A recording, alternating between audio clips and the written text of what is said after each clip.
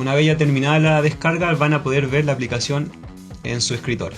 Pero antes lo que yo les recomendaría es crearse una cuenta utilizando su correo electrónico. Para esto nos vamos nuevamente a la página de Anki, pero pulsamos sobre Anki Web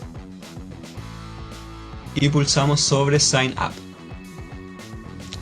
Acá nos registramos con nuestro correo electrónico de preferencia y con nuestra contraseña, tal como se hace con cualquier otro programa. También nos va a pedir validar el correo electrónico. Una vez que tengamos todo eso validado, podemos ingresar a nuestra aplicación. Una vez ya habiendo verificado su correo electrónico, debiesen llegar a esta pantalla. También deben haber aceptado los términos de condiciones. Entonces ahora nos vamos a nuestra aplicación, Anki. Una vez abierta la aplicación, no debiese aparecerle nada aquí a ustedes. Como yo ya tengo una cuenta, me aparece esto.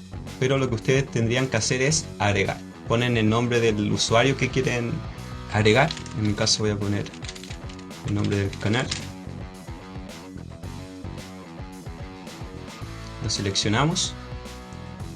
Y acá, muy importante, tenemos que sincronizar.